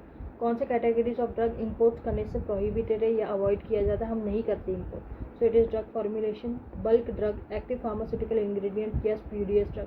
So the correct answer for this is the spurious drug. Spurious यानी कि फेक अडल्टरेटेड ड्रग जो होते हैं, वो drug को क्यों ही हम import करेंगे, क्यों हमारे कंट्रीज में हम लोग ऐसे ड्रग्स फेक ड्रग को एंट्री नहीं देंगे. हम ड्रग फॉर्मुलेशन कर सकते हैं इन केस कोई चीज़ें हैं जो हमारे इंडिया में अवेलेबल नहीं है और हमको बहुत इंटेंस डिज़ायर है वो चीज़ आ सके, जैसे कि कोविड की वैक्सीन होती है, हमको चाहिए थी, इसके लिए हम लोग ने ड्रग फॉर्मुलेशन हम इंपोर्ट करवाएंगे. That is not prohibited. Bulk drug को भी हम लोग कर सकते हैं, हमको ज़रूरत होती है. इसी तरह से इम्पोर्ट एंड एक्सपोर्ट पे दो कंट्रीज़ के बीच में ट्रेड होते रहते हैं. लेकिन स्प्यूरियस ड्रग को कोई क्यों ही बोलेगा कि हमारे कंट्रीज में आके स्प्यूरियस फेक अडल्टरेटेड ड्रग डालो, क्यों ही चाइना प्रोडक्ट हम यूज़ करें, काइंड ऑफ थिंग्स. ठीक है. देन आता है क्वेश्चन नंबर 18(5) अगेन शेड्यूल का question. According to Drug and Cosmetic Act, drugs listed in which schedules are exempted from the provision related to import of drugs.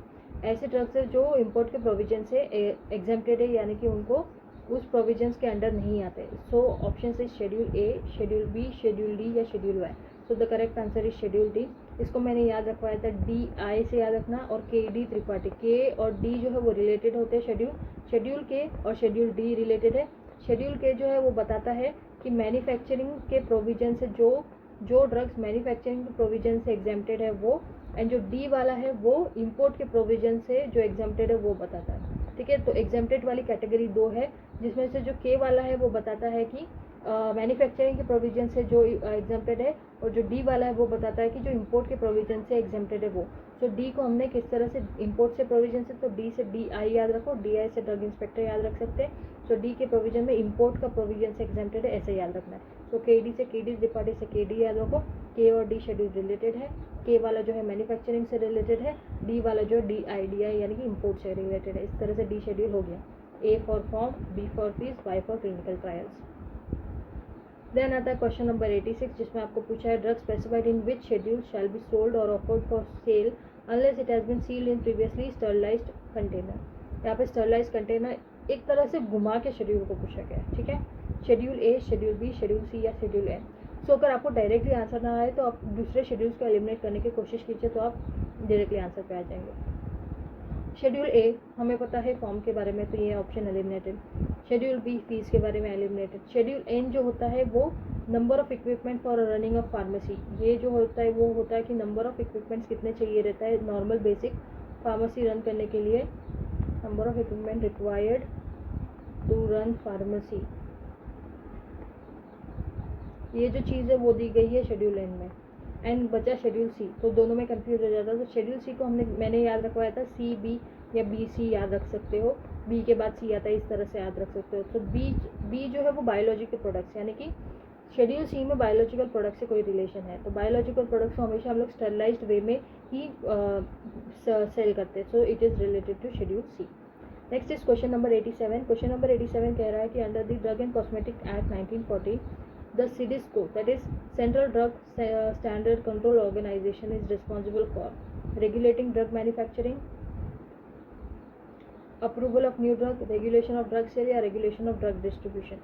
So the correct answer is approval of new drug. So जो हमारा कोई भी new drug होता है तो हम उसके approval के लिए कहा जाता है central drug standard control organisation के पास. ठीक है. क्वेश्चन नंबर 88 जो आपको पूछा है, dash is the system for ensuring that drug products are consistently produce and controlled according to quality. So consistent production की बात की जा रही है. किसकी? प्रोडक्शन की बात की जा रही है. प्रोडक्शन यानी मैन्युफैक्चरिंग की बात की जा रही है. तो जीएमपी ही वो चीज़ है मैन्युफैक्चरिंग प्रैक्टिसेस को देखता है. सो गुड क्लिनिकल प्रैक्टिसेस जो होती है वो क्लिनिकल प्रैक्टिसेस, क्लिनिकल ट्रायल्स में हमको गुड क्लिनिकल प्रैक्टिसेस ऑब्जर्व करनी पड़ती है. गुड लेबोरेटरी प्रैक्टिसेस जब हम लैब में होते हैं, प्रैक्टिकल्स कर रहे होते हैं, तो जब हम वो चीज़ें जो फॉलो करते हैं जैसे ग्लव्स पहनना, आई प्रोटेक्शन लगाना, सो ये जो चीज़ें होती है वो होती है good laboratory practices. Good manufacturing practices हम कब फॉलो करते हैं? जब हम मैन्युफैक्चरिंग कर रहे होते हैं कोई भी प्रिपरेशन का. एंड गुड डिस्पेंसिंग प्रैक्टिसेस जब हम डिस्पेंसिंग, कंपाउंडिंग डिस्पेंसिंग कर रहे होते हैं तब हम गुड डिस्पेंसिंग प्रैक्टिसेस फॉलो करते हैं. Kind of easy question. Then आता है question number 89. The first WHO draft text on GMP was adopted in which year. Tough question है, नहीं आता है तब छोड़ देने का. ऑप्शन इज 1968, 1978, 1988 या 2008. सो ये तीनों ऑप्शन तो रिलेटेड लग रहे हैं. 2008 बहुत दूर हो गया तो ये एलिमिनेट कर देते, तो फिर आप 75-25 के रेशियो पे आ जाते. एंड इस क्वेश्चन में फिर रिस्क लेना है कि नहीं, ये आप पे डिपेंड करता है कि आपने प्रीवियस क्वेश्चन को कितने में रिस्क लिया है, कितने सॉल्व किए, उस बेसिस पे आप रिस्क ले सकते हैं। So the correct answer for this is 1968 में फर्स्ट WHO का ड्राफ्ट हुआ था GMP से रिलेटेड, ठीक है। देन आता है क्वेश्चन नंबर 90। क्वेश्चन नंबर 90 में पूछा गया, below is an example for class 1 residual solvent which needs to be avoided in manufacturing and processing of herbal preparation. तो ऐसा क्लास 1 रेसिडुअल सॉल्वेंट है, इन चारों में से कोई एक क्लास 1 रेसिडुअल सॉल्वेंट है जिसका मैन्युफैक्चरिंग या प्रोसेसिंग प्रोहिबिटेड है हर्बल प्रिपरेशन में। Option is methanol, hexane, ethanol या benzene. So correct answer is benzene. 3 type के क्लासेस होते हैं, क्लास 1, क्लास 2, क्लास 3। क्लास 1 में ये जो है ऑप्शंस, ये जो सॉल्वेंट्स है, ये क्लास 1 जो ड्रग्स होते हैं वो क्या होते हैं, वो अवॉइड किया जाता है। कोई भी प्रिपरेशन में इन चीज़ों को अवॉइड किया जाता है। बेंजीन को अवॉइड किया जाता है because it is being carcinogen. Benzene carcinogen है, इसलिए हम इसको अवॉइड करते हैं। देन दूसरा जो है CCl4, that is carbon tetrachloride है, अगेन इसको अवॉइड किया जाता है as a solvent uses. Then आता है 1,2 डाइक्लोरोइथेन, इसको भी नहीं यूज़ करते because of toxicity. Carbon tetrachloride को again toxic and environmental hazard की वजह से नहीं यूज़ किया जाता। 1,1 डाइक्लोरोइथीन, इसको भी अगेन टॉक्सिक होने की वजह से इसको नहीं यूज़ करते। एंड 1,1,1 ट्राइक्लोरोइथेन को अगेन हम लोग एनवायरमेंटल हैजर्ड की वजह से अवॉइड करते हैं। तो ये जो एग्जाम्पल है, ये क्लास 1 रेसिडुअल सॉल्वेंट के एग्जाम्पल है, काइंडली याद रखिए। एंड क्लास 2, क्लास 3 को आप देख लीजिए, उनके एग्जाम्पल आप देख लीजिए। तो प्लीज़ इसको ज़रूर से याद रखना, ठीक है, कौन से सॉल्वेंट है। ये टफ क्वेश्चन हो जाता अगर तो आपने सॉल्वेंट्स के बारे में, रेसिडुअल सॉल्वेंट्स के बारे में आपको कोई आइडिया नहीं है तो, ठीक है। तो benzene is the correct answer. Then is question number 91, last के 10 questions. Dash markers are constituent that contributes to therapeutic activity. बहुत सिंपल क्वेश्चन है, इसी से रिलेटेड हमने देखा था एक्टिव मार्कर HIV के लिए पूछा गया था। उसी तरह से आपको पूछा गया that's contribute to the therapeutic activities, analytical marker, active marker, negative marker और phantom marker. So the correct answer is active marker. ये एक्टिव मार्कर ही जो होते हैं वो थेरापेटिक एक्टिविटीज़ के लिए, किसी भी कॉन्स्टिट्यूएंट की थेरापेटिक एक्टिविटीज़ के लिए रिस्पॉन्सिबल होते हैं। देन आता है question number 92 and question number 93 जो है वो रिलेटेड है। तो पहले मैं दोनों का आंसर बता दूंगी, दोनों क्वेश्चन बता दूंगी, देन आपको किस तरह से याद रखना है। द प्रीडोमिनेंट फ्लेवेनोन, याद रखना फ्लेवेनोन पूछा गया है, ये चीज़ याद रखना। Flavanone type of flavonoid found in grape fruit is. तो अभी यहाँ पे एक स्पेसिफिकली पूछा गया ग्रेप फ्रूट में कौन सा फ्लेवेनोन पूछा गया। आप ऐसा होगे कि यार इसमें तो ये हो सकता है कि ये चारों ही फ्लेवेनोन दिए गए हो, बट ऐसा नहीं। अगर आपने जस्ट जनरली देखा भी होगा कि फ्लेवेनॉइड्स में कौन से टाइप से क्या क्या एग्जाम्पल है, तो आपको याद आ जाता। ऑप्शन इज एपिजेनिन, नारिंजेनिन, क्वर्सिटीन या जेनिस्टीन, ये ऑप्शन है। तो करेक्ट आंसर इज नारिंजेनिन जो है वो ग्रेप फ्रूट में एज ए फ्लेवेनोन फाइंड किया जाता है। एंड क्वेश्चन नंबर 93 सेज कि the predominant flavanone type of flavonoid found in citrus fruit is apigenin, catechin, hesperidin या genistein. So the correct answer is hesperidin. Again इन दोनों को related मैं आपको बताती हूँ किस तरह से आप याद रख सकते थे। आपको पहले पूछा गया है फ्लेवेनोन, यहाँ पे पूछा और यहाँ पे भी फ्लेवेनोन पूछा है। तो पहले तो आपको इन ऑप्शंस में से जो फ्लेवेनोन नहीं है उनको एलिमिनेट करना है, एंड देन उसके बाद फ्लेवेनोन्स जो बच जाएगा वो करेक्ट आंसर होगा। आपको यहाँ पे स्पेसिफिकली ग्रेप फ्रूट पूछा है एंड यहाँ पे सिट्रस फ्रूट पूछा है। तो मैं बताती हूँ आप कैसे कर सकते थे। ये जो है ये फ्लेवेनोन का स्ट्रक्चर दिया गया है। ये स्ट्रक्चर्स में जो है हम सब्सटीट्यूट करते हैं बेस्ड ऑन डिफरेंट स्ट्रक्चर मिलता है। फ्लेवेनॉल्स होता है, ये डिफरेंट फ्लेवेनॉइड्स है। फ्लेवेनॉल्स होता है अल्कोहल, यानी कि फ्लेवेनोन्स होता है आइसोफ्लेवोन्स होता है। आपको फ्लेवेनोन्स पूछा गया है, ठीक है। फ्लेवेनॉल्स में आता है क्वर्सिटीन, कैम्फेरॉल, देन रूटीन, माइरिसेटीन एंड रेस्वेरेट्रॉल, ठीक है, रेस्वेरेट्रॉल, ठीक है। देन ये सब चीज़ें जो है वो क्या है, फ्लेवेनॉल्स है। फ्लेवेनोन्स में आता है naringenin, hesperidin and again you can see all the example. Isoflavones में आता है जेनिस्टीन, ग्लाइसिटीन, डाइजिन, ठीक है। ये हो गया जेनिस्टीन का स्ट्रक्चर आप देख रहे हो। दूसरे टाइप्स जो है उसमें आते हैं फ्लेवोन्स, आई थिंक आपको दिख रहा होगा होपफुली, यस, फ्लेवोन्स आता है फ्लेवोनॉइड्स में। फ्लेवेंथ्रियोल्स होते हैं और एंथोसाइनिन्स होते हैं। फ्लेवोन्स का एग्जाम्पल जो है एपिजेनिन, लुटियोनिन एंड टेंजेरिटिन, ठीक है। फ्लेवेंथ्रियोल का कैटेजिन एग्जाम्पल्स आते हैं। एंथोसाइनिन्स में आता है हमारा पेट्यूनिडीन एंड डेल्फिनिडीन, ये सब एग्जाम्पल्स हैं एंथोसाइनिन्स में। आपको पूछा गया है फ्लेवानोन, मतलब ये कैटेगरी पूछी गई है, ठीक है। ये कैटेगरी के हिसाब से ऑप्शन यहाँ पे एपिजेनिन, क्वर्सेटिन और जेनिस्टीन, ये तीनों भी फ्लेवोनॉन नहीं है। तो भले ही आपको ग्रेप फ्रूट में क्या आता है क्या नहीं, इसके बारे में नहीं भी पता होता तो भी आप ऑप्शन पे कैसे आते जाते, क्योंकि एक ही ऑप्शन है जो फ्लेवोनॉन का ऑप्शन है, बाकी ऑप्शन फ्लेवोनॉन के नहीं है। एंड उसी तरह से इसी ऑप्शन, इस पर्टिकुलर क्वेश्चन में भी इसी तरह से दिया है, एक ही ऑप्शन है जो फ्लेवोनॉन का है, बाकी फ्लेवोनॉन के ऑप्शन नहीं है। एस्पिरिडिन फ्लेवोनॉन है एंड नारिंजिन फ्लेवोनॉन है, बाकी के ऑप्शन नहीं है। एपिजेनिन, क्वर्सेटिन और जेनिस्टीन किसमें ऑप्शन देखो, जेनिस्टीन तो इसमें ऑप्शन है, आइसोफ्लेवोन्स में जेनिस्टीन आ गया, तो ये आइसोफ्लेवोन हो गया। देन क्वर्सेटिन किसका ऑप्शन है, फ्लेवोनोल्स का। देन एपिजेनिन किसका एग्जाम्पल है, ये फ्लेवोन्स का एग्जाम्पल है एपिजेनिन, ठीक है, ये हो गया। देन आपको पूछा गया है यहाँ पे एपिजेनिन हमने देखा फ्लेवोन्स का, कटेजिन हमने देखा फ्लेवेंथ्रियोल्स का एग्जाम्पल है, और जेनिस्टीन हमने ऊपर भी देखा था, सेम ऐसा ऑप्शन। तो इस तरह से कोई भी ऑप्शन देखिए, ऑप्शन में आप डायरेक्टली आंसर पे नहीं पहुंचते तो ऑप्शंस को एलिमिनेट कीजिए, कोई ना कोई रिलेशन लगा के इस ऑप्शंस को एलिमिनेट कीजिए, आप इनडायरेक्टली उस आंसर तक पहुंच जाएंगे।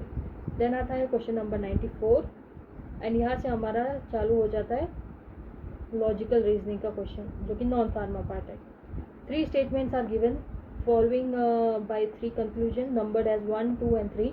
Assuming the statement to be true, even if there seems to be variance with the commonly known fact, decide which of the following logically follows from the statement. इसमें से आपको statement दिया गया है, उसके कंक्लूजन दिए गए, आपको देखना है बेस्ड ऑन दैट स्टेटमेंट जो कंक्लूजन है वो 100% कौन सा कंक्लूजन फॉलो किया जाता है। एक चीज़ याद रखती हूँ, ये जो स्टेटमेंट होते हैं भले ही हमारे लॉजिकली नोन फैक्ट से अलग हो, यानी कि हमने जो बेसिक पढ़ा हो उससे कुछ डिफरेंट ही हो। जैसे कि किसी ने बोल दिया कि रॉक्स आर पेन, हमको लगेगा रॉक कैसे पेन हो सकता है, आप खुद का दिमाग इसमें नहीं यूज़ करना है, आपको जो दिया गया है उसी को सच मानते हुए आपको फर्दर कंटिन्यू करना है। तो हमेशा जो भी ये इस तरह के सिलॉजिज्म क्वेश्चन होते हैं, ये हो गया हमारा सिलॉजिज्म का टॉपिक। सो इससे पता चलता है कि आपको सिलॉजिज्म करके जाना है, ठीक है, क्योंकि एक ही सिलॉजिज्म के टॉपिक पे इन्होंने क्वेश्चन पूछा है। सो सिलॉजिज्म का टॉपिक इंपॉर्टेंट होता है, और जो भी दिया गया है उसी को 100% ट्रू मानते हुए, चाहे फिर वो कुछ भी हो, क्या ऊपर नीचे, उन्होंने कह दिया कि आसमान ज़मीन ऊपर होती है आसमान नीचे होता है, तो ये आपको ये मानना है, भले आपको पता है कि ये उल्टा है, लेकिन आपको मान के चलना है कि दैट इज़ 100% ट्रू। सामने वाले एग्जामिनर ने बोल दिया ज़मीन ऊपर है तो ज़मीन ऊपर है, आपका खुद का दिमाग नहीं लड़ाना है, इसलिए जो स्टेटमेंट दिया गया है उसी को ट्रू मानो एंड देन कंक्लूजन पढ़ो एंड उसके बाद आंसर को डिराइव करो। क्वेश्चंस में आपको पूछा गया है, first question is some climbers are plants, all plants are trees and some climbers are strong. So climbers के लिए सी, प्लांट्स के लिए पी और ट्रीज के लिए टी का मैं यूज़ करूँगी। सो सम क्लाइंबर्स आर प्लांट्स, सो कुछ क्लाइंबर्स है वो प्लांट्स है, ठीक है, ये इसमें आ गया सम क्लाइंबर्स आर प्लांट, ये हो गया। देन उसके बाद ऑल प्लांट्स आर ट्री, आपको बोला गया है सारे प्लांट्स जो है वो ट्री है, ठीक है, ये हो गया ना, ये पी हो गया एंड ये ट्री हो गया, तो ये सारे प्लांट्स जो है वो ट्री में आ गए। एंड उसके बाद बोला सम क्लाइंबर्स आर स्ट्रॉन्ग, कुछ क्लाइंबर्स जो है वो स्ट्रॉन्ग है। ये एक ऐसे भी हो सकता था, या तो फिर इसको हम ऐसे भी बना सकते थे, ये डिपेंड करता है, हम 100% नहीं कह सकते क्योंकि यहाँ पे 100% नहीं बताया गया, ये ऐसे भी हो सकता था, ठीक है। यहाँ पे आपको जिस तरह से दिख रहा है, ये सी यहाँ पे हो गया, ये इंटरमिंगलिंग है, एंड यहाँ पे ये एस यहाँ पे इंटरमिंगल करता है। उसी तरह से यहाँ पे एस और इस ट्री के बीच में कोई रिलेशन नहीं है, ये दो टाइप के हमको चीज़ें मिल सकती है, क्योंकि यहाँ पे क्लियरली नहीं बोला गया, तो हम ये दो वेन डायग्राम को कंसिडर करेंगे। आपको कंक्लूजन बोला है सम प्लांट्स आर स्ट्रॉन्ग, तो आप देखो क्या सम प्लांट्स आर स्ट्रॉन्ग है कि नहीं, हम कह नहीं सकते, 100% नहीं कह सकते। सम ट्रीज आर स्ट्रॉन्ग, ये अगर ये वाला डायग्राम फॉलो किया जा रहा है तो हम कह सकते हैं कि yes some trees are strong, लेकिन अगर ये वाला किया जाता होता तो हम नहीं कह सकते। And no plant is strong, and आपको बोला गया no plant is strong, again ये हम डिराइव नहीं कर सकते, लेकिन इससे हमको एक चीज़ पता चल जाती है कि यहाँ वाले वेन डायग्राम में येस कि नो प्लांट इज स्ट्रॉन्ग ये करेक्ट आ सकता है, एंड इस वाले में भी स्ट्रॉन्ग का कोई रिलेशन नहीं है, तो हम नो प्लांट इज स्ट्रॉन्ग इसको 100% कह सकते कि ये फॉलो होता ही है। और ओनली ऑप्शन जहाँ पे 3 ये ऑप्शन दिया गया है, ये ऑप्शन नंबर 3 है, भले ही आपको बाकी के ऑप्शंस पता ना हो, लेकिन अगर आप एक भी ऑप्शंस को डेफिनेटली कर लेते तो आपको आ जाता। यहाँ पे बोला है नो प्लांट इज स्ट्रॉन्ग। सो दोनों भी वेन डायग्राम में हमको एक चीज़ तो पक्के से पता चली है कि प्लांट्स का जो है वो एस स्ट्रॉन्ग के साथ कोई रिलेशन है ही नहीं, चाहे फिर वो वेन डायग्राम 1 हो या ये वेन डायग्राम 1 हो या ये वेन डायग्राम 2 हो, दोनों में भी हमको दिख रहा है कि प्लांट का स्ट्रॉन्ग के साथ कोई कनेक्शन नहीं है। तो हम लोग स्टेटमेंट नंबर 3 को डेफिनेटली 100% ट्रू मान के सर्टनली यानी कि 100% इसको कह सकते थे नो प्लांट इज स्ट्रॉन्ग। ठीक है, सो अगर 3 करेक्ट आ गया तो यानी कि ईदर ऑफ द कंक्लूजन 2 और 3 इज करेक्ट। अब इसमें से कौन सा करेक्ट है वो नहीं कह सकते, क्योंकि जो सेकंड कंक्लूजन है सम ट्रीज आर स्ट्रॉन्ग, ये कब कह सकते हैं, जब हमको इनमें से पता चले कि ये वाला डायग्राम फॉलो किया या ये वाला डायग्राम फॉलो किया। अगर ये वाला डायग्राम फॉलो किया है तो क्वेश्चन नंबर 2 में स्टेटमेंट नंबर 2 करेक्ट हो जाएगा, लेकिन अगर ये वाला सेकंड नंबर वाला डायग्राम फॉलो किया है तो क्वेश्चन नंबर 2 करेक्ट नहीं होगा। तो इसलिए बोला गया है ईदर ऑफ द कंक्लूजन 2 और 3 is correct. I hope you got it what I need to tell you. वापस से एक बार बता देती हूँ, यहाँ पे पूछा है सम क्लाइंबर्स आर स्ट्रॉन्ग, तो कुछ क्लाइंबर्स स्ट्रॉन्ग है, सब क्लाइंबर्स आर प्लांट्स, उस तरह से हम लोग ने ये वेन डायग्राम निकाला। Then all plants are trees, सारे प्लांट्स जो है ट्रीज है, तो प्लांट्स पूरा ट्रीज के अंदर आ गया। एंड देन पूछा है some climbers are strong, so some climbers are strong, ये एक ऐसा हो सकता है और एक ऐसा भी हो सकता है कि कोई रिलेशन ना हो ट्रिक के साथ। देन आपको कंक्लूजन पूछा है जिसमें से कंक्लूजन नंबर 3 डेफिनेटली फॉलो होता है। कंक्लूजन नंबर 2 फॉलो कब होगा, जब ईदर ऑफ हमको पता चले कि वेन डायग्राम 1 या वेन डायग्राम सेकंड कौन सा फॉलो हो रहा है, ये अगर पता चले तो ही हम डिराइव कर सकते हैं कि कंक्लूजन नंबर 2 राइट है या रॉन्ग है। सो हम इसलिए बोलते हैं ईदर ऑफ कंक्लूजन 2 और either of conclusion 3 follows. Then आता है क्वेश्चन नंबर 95 जो कहता है 3 statements are given, again same question है एंड देन आपको स्टेटमेंट्स दिए गए। क्या स्टेटमेंट्स है, some cups are saucer, no saucer is pen and all pens are mugs. And ये हम डिराइव करते हैं, सम कप्स आर सॉसर, ये cup, some cups are saucer हो गया 2। Then no saucer is pen, तो पेन से कोई रिलेशन नहीं है, ये पेन इधर आ सकता है, ठीक है, कोई रिलेशन ही नहीं है तो अलग से वेन डायग्राम आ गया इसका। Then all pens are mug, and सारा के सारा पेन्स जो है वो मग है, ये हो गया वेन डायग्राम 1। लेकिन अगर इसी वेन डायग्राम को हम ऐसे भी निकाल सकते हैं, सॉसर से कोई रिलेशन नहीं है लेकिन कप से रिलेशन हो सकता है, कह नहीं सकते, we are not definitely 100% sure. And उसी हिसाब से ये हो गया मग, ये हो गया वेन डायग्राम नंबर 2, ये हो गया वेन डायग्राम नंबर 1। पहले में हमने देखा some cups are saucer and then उसके बाद आपको पूछा गया है all the pens are mug, ठीक है। उसी तरह से हमने वेन डायग्राम 2 निकाला कि सॉसर से तो भले ही कोई रिलेशन नहीं है, कप से हो सकता है, तो हमने यहाँ पे पैन को कप में ज्वाइन कर दिया and all the pan is mugs, इसलिए मग वाला चीज़ भी एंटर हो गया। आपको ऑप्शन पूछा गया some pens are cup, cup, some pens are cup, some pens are cup कह सकते हैं, हो सकते हैं, नॉट 100% श्योर बट हो सकता है। नो कप इज पेन, ये हम नहीं कह सकते कि no cup is pen, we can not say. And some mugs are saucer, अगर सॉसर से पेन का कोई रिलेशन नहीं है तो मग का रिलेशन कैसे हो गया, तो ऑप्शन नंबर 3 तो डेफिनेटली रॉन्ग है, यानी कि ऑप्शन 1 या 2 में से कोई एक ऑप्शन होगा। तो हम पहले ऑप्शन देख लेते हैं क्या पूछा गया है। Option only conclusion 1 follows, only conclusion 3 follows, and हमने देखा कंक्लूजन 3 तो डेफिनेटली फॉलो नहीं करता, ठीक है। सो यहाँ पे थर्ड क्वेश्चन है ईदर कंक्लूजन 2 फॉलोज और conclusion 1 and 3 together follows. And question number 4 कहता है ईदर कंक्लूजन 1 और 2 follows but conclusion 3 is uncertain. जैसे कि मैंने बोला था ये कंक्लूजन 3 अनसर्टन है, हम डेफिनेटली इसको बोल सकते हैं ये नहीं फॉलो करते, सो ये अनसर्टन हो गया एंड बाकी की चीज़ें जो है वो फॉलो कर सकते हैं either of them. So the correct answer is question number 4। नहीं समझ रहा तो थोड़ा सा बैक जाइए, वीडियो को वापस देखिए। देन आता है क्वेश्चन नंबर 96 जिसमें आपको कहा गया है अगेन सेम चीज़, जो स्टेटमेंट दिया गया है, कंक्लूजन दिया गया है। यहाँ पे बोला है I use social media only if I am bored. यहाँ पे जो वर्ड्स है, वर्ड के स्टेटमेंट को ओनली को ध्यान से देखिए। Only if I am board, जब मैं बोर होता हूँ तो मैं सोशल मीडिया यूज़ करता हूँ। I am not board when I have my friends company, लेकिन मैं बोर नहीं होता जब मेरी फ्रेंड्स की कंपनी होती है।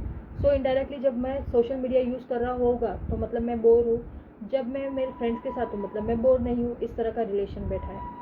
सो यहाँ पे पहला क्वेश्चन है if I am board I seek my friends company, and second statement is I don't use social media when my friend is present. तो आपको किस तरह से डिसाइड करना है, बोर के लिए बी, सोशल मीडिया के लिए SM, फ्रेंड्स कंपनी के लिए FC मैं यूज़ करने वाली हूँ, ठीक है। इफ़ आई एम बोर्ड, जब मैं बोर्ड होता हूँ तो मैं फ्रेंड की कंपनी सीख करता हूँ, ठीक है, ये कंक्लूजन बोला गया। एंड सेकेंड में बोला गया है I don't use social media, मैं यूज़ नहीं करता जब मैं फ्रेंड्स की कंपनी में होता हूँ। ठीक है, तो इसमें से कौन सा कंक्लूजन फॉलो होता है ये आपको पूछा है। Conclusion is only one conclusion follows, only conclusion 2 follows, both conclusion 1 and 2 follows, and neither conclusion 1 or 2 follows. So the correct answer is only conclusion 2 follow। कैसे? यहाँ पे बोला है अगर मैं बोर होता हूँ तो मैं फ्रेंड की कंपनी रहता हूँ, ये आपको बोला गया है? नहीं, आपको क्या बोला है, जब मैं बोर होगा तो मैं सोशल मीडिया यूज़ कर रहा हूँ, ना कि मैं फ्रेंड की कंपनी में हूँ। तो ये गलत है, क्योंकि ये सोशल मीडिया यूज़ करेगा जब ये बोर होगा। एंड दूसरा में बोला है कि मैं जब फ्रेंड की कंपनी में होता तब मैं सोशल मीडिया नहीं यूज़ कर रहा। तो इनडायरेक्टली ये क्या बता रहा है कि जब मेरी फ्रेंड की कंपनी होती है तब मैं बोर नहीं हो रहा हूँ, और जब मैं बोर नहीं हो रहा हूँ तो मैं फ्रेंड की कंपनी में हूँ। और यही स्टेटमेंट बता रहा है जब सोशल मीडिया नहीं यूज़ कर रहा हूँ यानी कि मैं बोर नहीं हूँ। मैं बोर नहीं हूँ तो मैं क्यों बोर नहीं हूँ, क्योंकि मेरे फ्रेंड मेरे पास है। यहाँ पे यही स्टेटमेंट बोला गया है, I am not board when I am with my friend. ठीक है, इसी तरह से ये रिलेशन बैठाया गया है।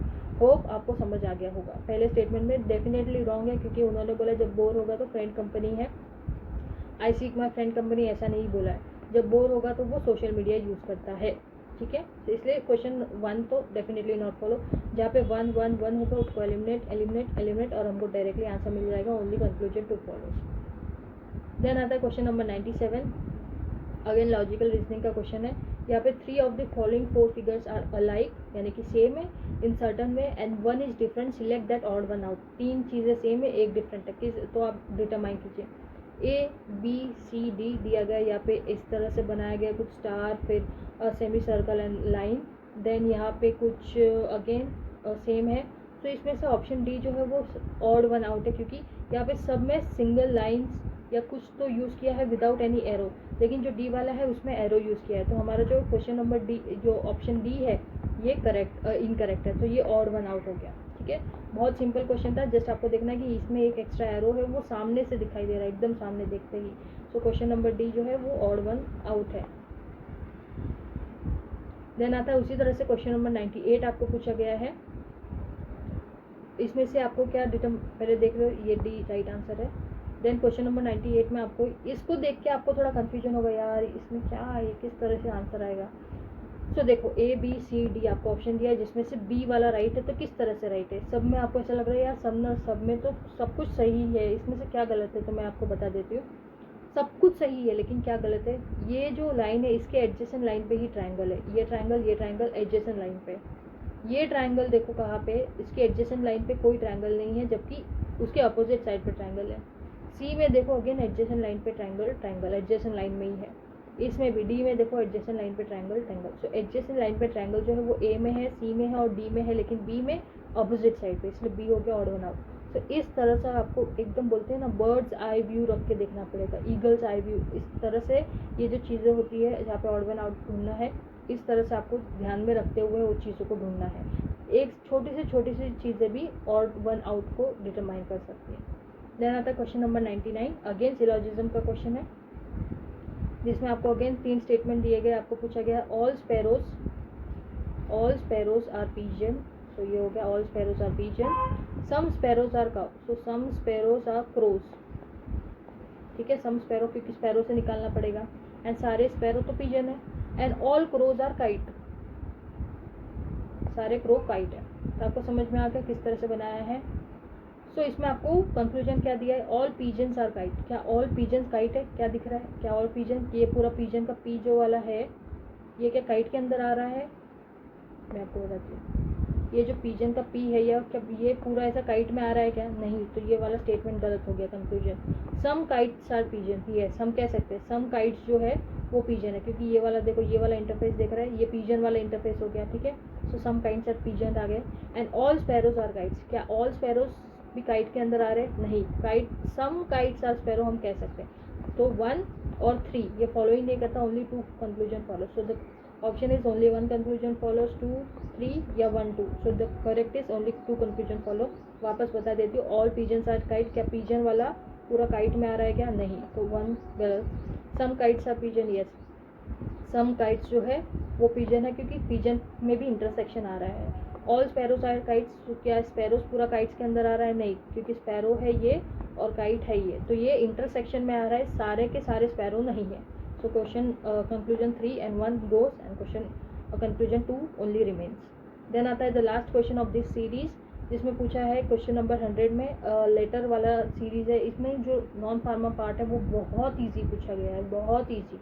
इसमें क्वांट्स कुछ नहीं पूछा गया, मैथ्स का आपने देखा अब तक कुछ भी नहीं पूछा गया था, सिर्फ लॉजिकल रीजनिंग के बेसिस पर सब कुछ था। यहाँ पे पूछा गया which letter number clusters will replace the question mark in the following, यानी कि सीरीज पूछा, यहाँ पे आगे क्या आएगा, ये इसको बहुत अच्छे से आप डिटरमाइन कर सकते थे। TG 61, QJ 56, NM 52, KP 49, ठीक है। सो T है, G है 61, TG 61, QJ 56, NM 52, KP 49, ठीक है।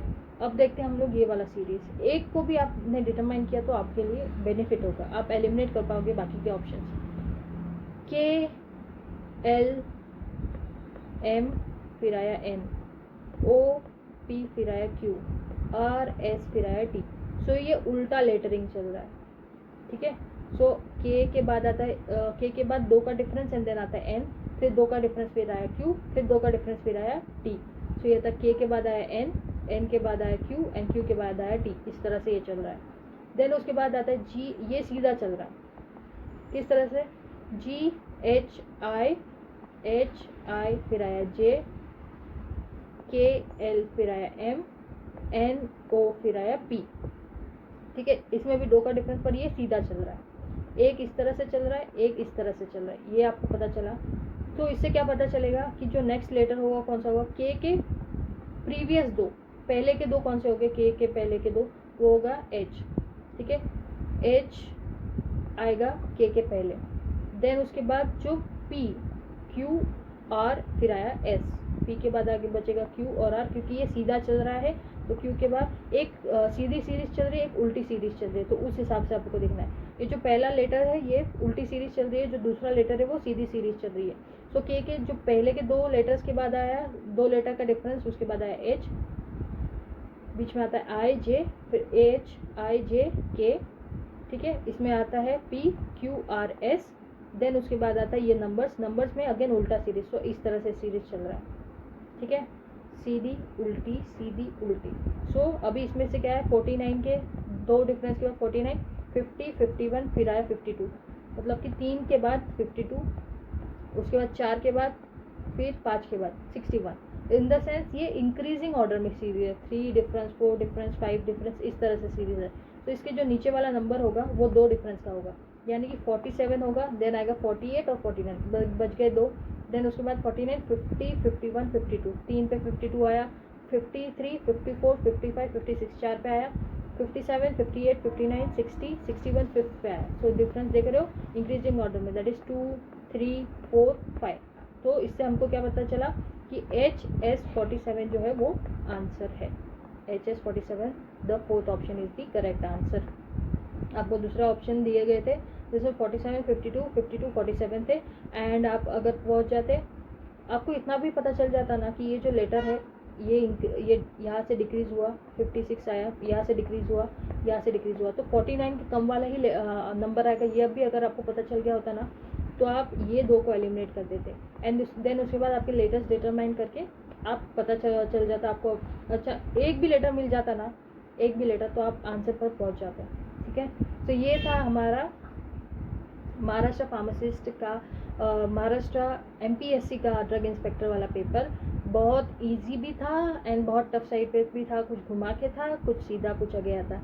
अगर आपको इसी तरह से प्रिपरेशन करना है तो जाके GDC क्लासेस को ऐप को डाउनलोड कीजिए, प्ले स्टोर में लिंक है, सॉरी डिस्क्रिप्शन में लिंक है, प्ले स्टोर में जाके ऐप को डाउनलोड कीजिए, ऐप स्टोर में भी अवेलेबल है।